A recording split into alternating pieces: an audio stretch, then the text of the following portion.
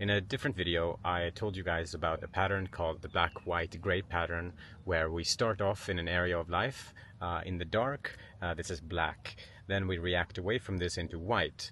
So for example, we might start off really unhealthy, then we realize that we need to make a change, and we jump from black all the way to the other side of the spectrum, which is white.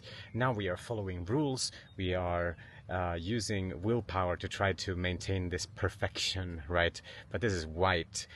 This is hard to maintain, and eventually, once we've been through black, white, we can find a nuance in gray. Gray in an area can't be taught. You have to kind of experience it for yourself. Actually, it can be taught, but you have to be taught gray from somebody who has integrated gray. So that's why it's difficult to find this information online.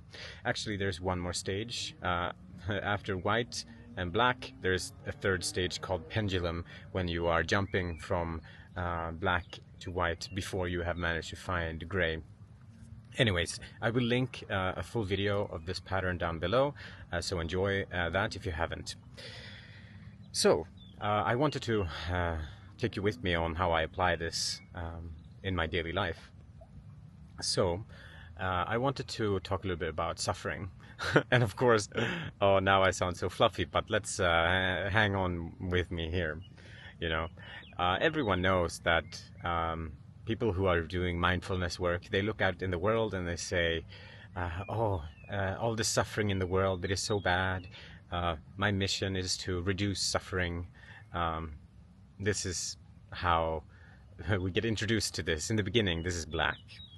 And then after doing a lot of work, mindful work, we can start to realize that, hey, this friction or this suffering is actually good, because once we are triggered, our triggers eventually turn into healing opportunities.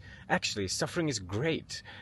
All suffering is good, because now you see how now we are starting to like suffering. We are kind of starting to chase suffering in some ways.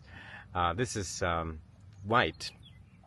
We are reacting away from all suffering is bad, and now suddenly we think all suffering is good, right? But of course, then there's a pendulum here, where sometimes we can preach to people that, oh, all suffering is good, but then when we experience a bit of it, we're like, oh no, all suffering is bad, and we kind of jump in between. This is personal, how we jump in between, how we experience this pendulum. But hang on with me for a sec here. I wanted to so what then would gray be here? I wanted to explain this here. If black is all suffering is bad, and white is all suffering is good, then what would gray be here? And I was inspired by reading Twitter the other day, and a friend of mine had a tweet. I don't remember the tweet exactly, but I received an insight from this tweet. So I wanted to explain how I view gray in terms of suffering. That there are two types of suffering. We have suffering that comes in loops, and then suffering that is more like a tunnel. So now we are adding some complexity. We are holding paradox that, oh, suffering can be both bad and good. And yes, if we untangle this a little bit, we will understand. So, loop suffering, that is when we are kind of getting bashed by the same type of suffering day after day or hour after hour. This is the type of suffering that doesn't really have a meaning except for coming out of it. But the loop itself, we don't like that type of suffering. This is unnecessary suffering. Well, in some sense it is necessary, but hear me out. Then we have the other type of suffering, which is the suffering that is more like a tunnel.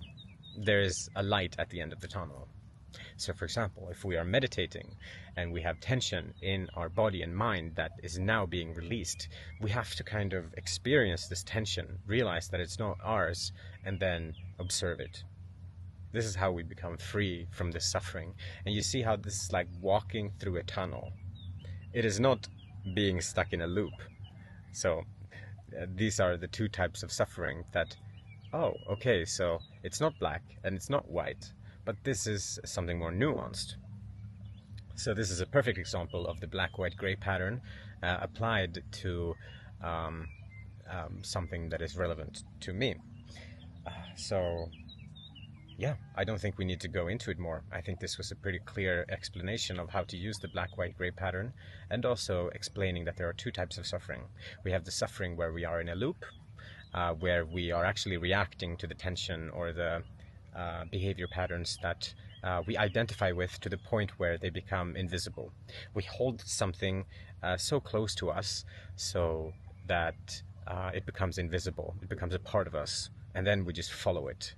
But it doesn't have to be that way. The other type of suffering is naturally when we hold something in front of us.